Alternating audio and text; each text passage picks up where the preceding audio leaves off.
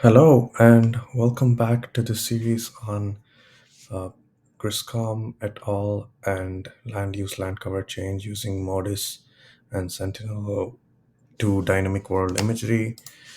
Um, Sorry for having to stop the last video as I had to take a call, but I'd like to proceed and walk through the steps. So, last week I was actually in the midst of trying to solve for the land cover change analysis and trying to build the pieces in that required for the entire analysis for Mozambique. But before I get to that, I wanted to quickly take a step back actually and solve for a couple of more things that we can actually also infer from Griscom et al. So there are two additional pieces to this analysis which I had not entirely spoken of, which I sometimes include in the appendices. Um, but I really think they're going to be useful, so I want us to go ahead and actually complete that as well. So the first thing that I sometimes include is a short visual like this of what actually the pixels look like within the polygon from the Griscom dataset. So people are able to visually very quickly infer if their reforestation potential is designated as high or low at a pixel level within these polygons. So I want to go ahead and quickly do that first for Indonesia and Mozambique. So once again, I'm going to open QGIS and I'm going to already open the file we have and we're working on in the context of uh, Indonesia and Mozambique. Two layers, it shows that two layers are unavailable because they were temporary layers. And let's see if I choose to keep them, will they still stay here? Let's look at that. So the yeah, it seems to have retained these layers. I'm just going to zoom to layer and see whether they are still available. Okay, it looks like these aren't available, but that's not a problem here. I'm just going to remove these temporary layers and regenerate them very quickly. It's a chance for us to go over how we did that once again. All right, so this is the actual entirety of the Griscom dataset, and these two are in Indonesia, 16,000 hectares are the polygons that we're looking for. Thankfully, this polygon seems to have retained itself, or has it? No, this is an this also seems to have not retained itself because it's a temporary layer, but once again, we know exactly how to generate that. So we're going to go ahead and do that. I just want to check if I have actually saved the Indonesia polygon that we generated. Not to worry, I don't think we have. We have these and we can work with that, starting with that. All right, so let's first go and do Mozambique. I want to zoom to layer. Here's the polygon overlaid on the Griscom et al. Points. So this is just as simple as taking a screenshot of that and bringing that together onto our slide for Mozambique. So let's bring that in here and check what else I put on the slide. Sometimes I put a base map to show where the polygon exactly is on the province, and I put an address. So let's go ahead and do exactly that for Mozambique as well. I just want to search quickly for the address. Reserva Creativa Mozambique Furo. Let's see what we find. Reserve Creativa.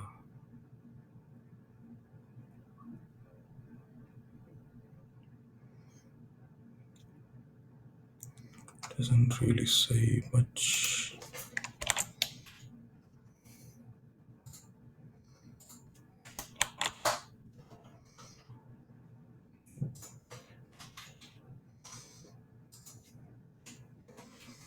Just want to look at Kovuro district and the Save River. This is the part of what we want. So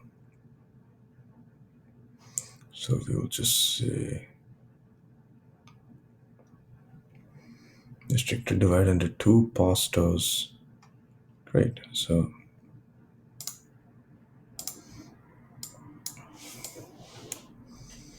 So we'll just say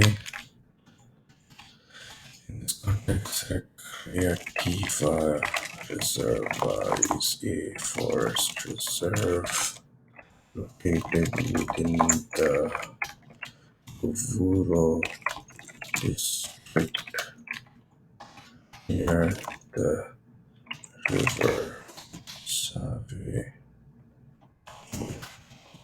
Mozambique. I think that is sufficient for us to provide some identifying location information for this. Very quickly, we're going to make the surrounding map around it. So let's get in here. Let's take out the Griscom. We're going to create a map here, but we want to insert administrative boundaries for Mozambique. And I am just pulling that in from our other screen. Here it comes. It's located behind. Let's see whether this is administrative level 1. That's not sufficient to identify Govuro. We're going to need administrative level 2 boundaries. There we are. So here, open attribute table. And here, let's identify Govuro. Let's close this. Here we are. Now we have all of Mozambique. We have our plot. This is a reasonably good image to include, just so we don't really mark this with a pink color, but we generally use a gray with a little bit of transparency. And I remove the layer behind it. So now we have reasonable indication of where we are, with the yellow being the Govuro district of Mozambique. So I'll copy that into our slide. That is what we need. Great. Looks excellent. We just need to make some annotations. So we'll call this RR for Reservativa, Reserva Recreativa. We will mark this as Govuro, so we know where we are. And we will also mark the entire area as Mozambique.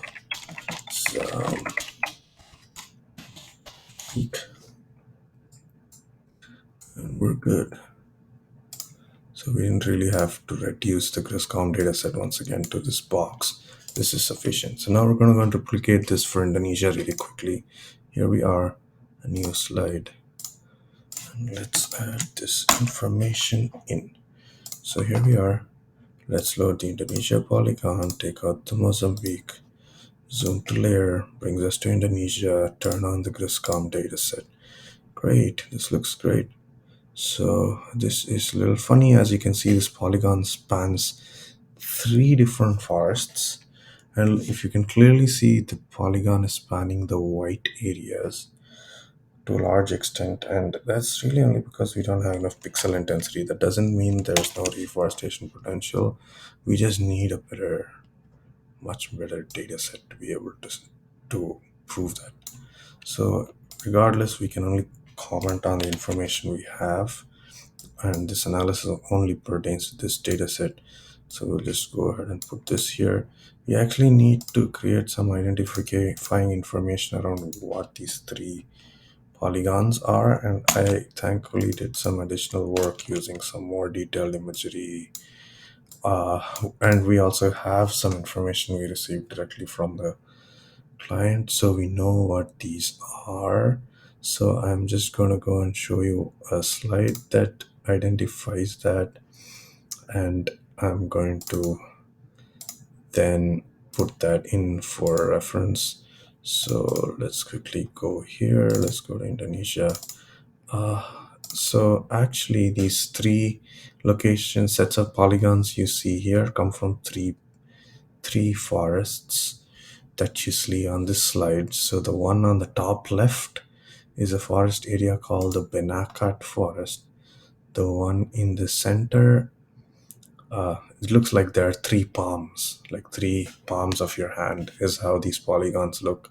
The top left is Benakat forest, the one in the center is Subanjariji forest, and the one in the bottom right is Martapura forest. And this whole image is something I've synthesized from some additional drone imagery that I've received. So I'm going to go ahead and take that and actually put that into the slide so people are oriented with that information up front. So I'm going to leave that here. And again, so now I'm going to talk about the three layers separately. So I'll just draw some shapes around them to identify each.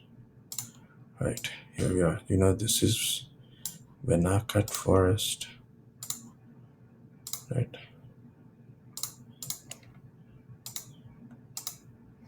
We need to increase, yeah, great. Have that. Then we know this hand or palm in the centers, Subanjariji forest, and the one at the very bottom is Martapura forest. You can clearly see the difference in scale on this map, which you couldn't quite see. So I'm just going to link all of them now to this call out box here so people are able to identify what we're pointing towards. I'll just link them all up. So, okay, now we're linked. So I'm just going to say forest areas defined for reforestation within the Nakat Forest, Suban, Jeriji Forest, and Martapura Forest in.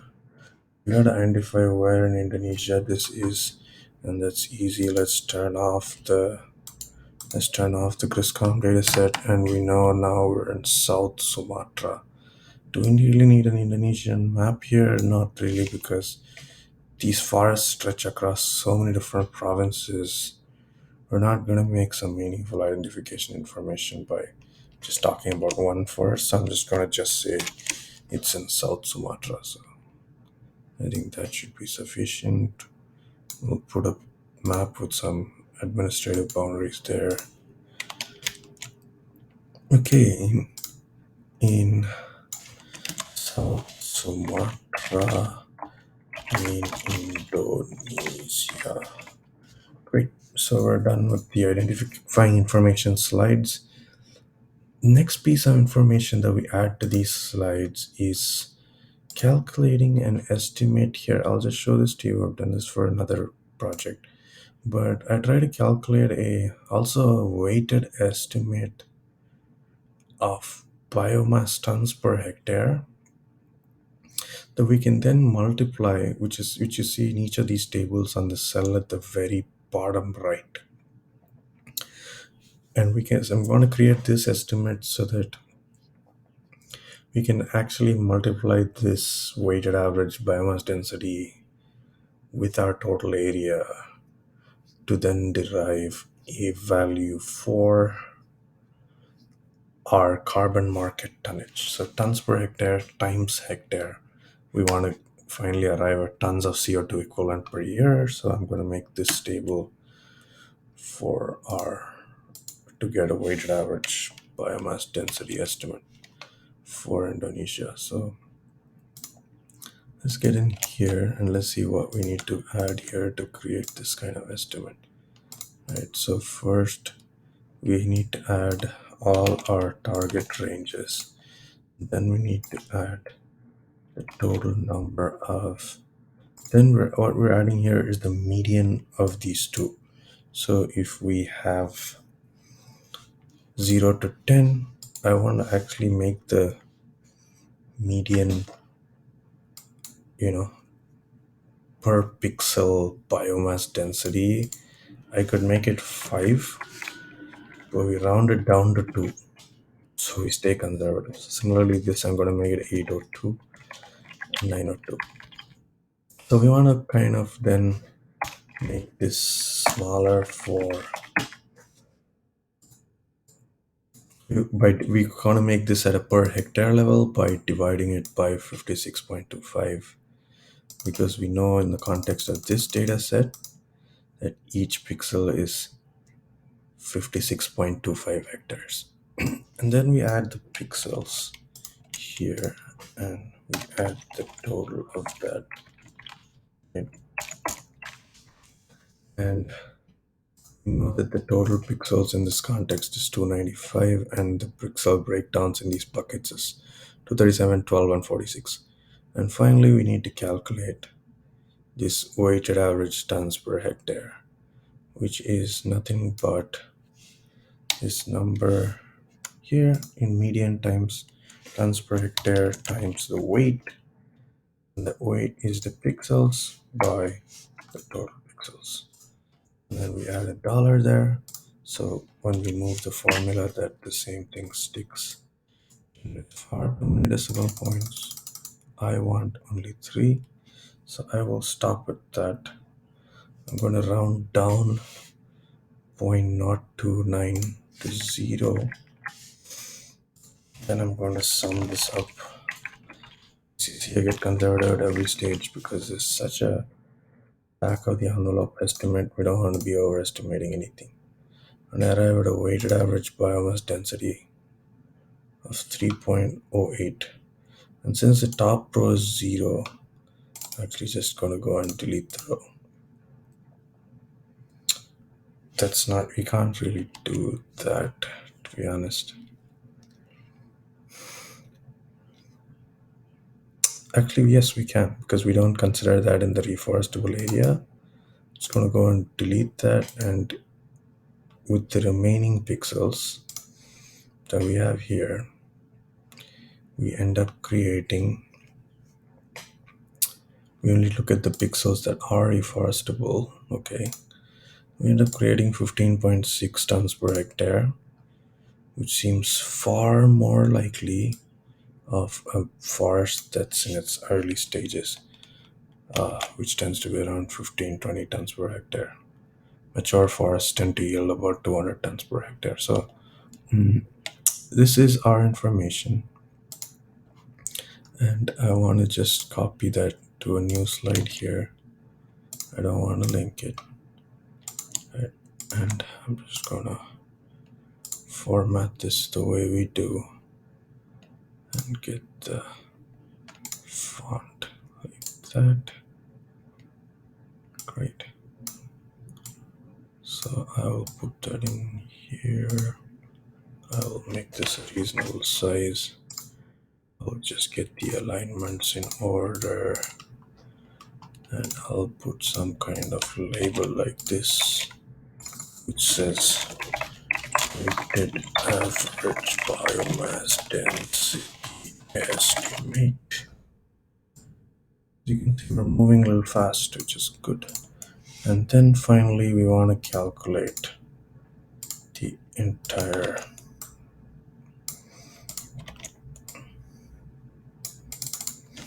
call this carbon markets potential, and we can just retain 4 of these cells. We don't need all the pins or anything, so I'm just gonna call this reforestable area hectares times weighted average biomass density tons per hectares carbon markets potential. Tons, what tons is it? It's actually tons CO2 equivalent per year, because this data set is normalized at a per year level, and that's just the multiplication of the two. So that's it. So we don't even need the last column here. Great, and we should be quick to churn this out. So we know that this is 15.67 from this estimate. We know that's 3204 hectares here. 3204. So we want to do 3204 times 15.67. I just use a calculator because it's early in the day. I don't want to get this wrong. 15.67. 3204. Okay, that's 50206.68. That is Excellent. So we get 50,000 tons or 50 kilotons of CO2 equivalent per year from investing in this reforestation activity. So now we have an estimate. And that pretty much solves Griscom et al. For Indonesia. And I think we're then in a position to create a new slide here and then start thinking about land use land cover change for Indonesia in the next video. I'm quickly going to go and complete this for Mozambique. Just checking on the time. It's 20 minutes. So I think I'll complete this video and I'll just show you the Mozambique analysis as completed and done in the next video when we start off land cover change. Okay, thanks for watching this.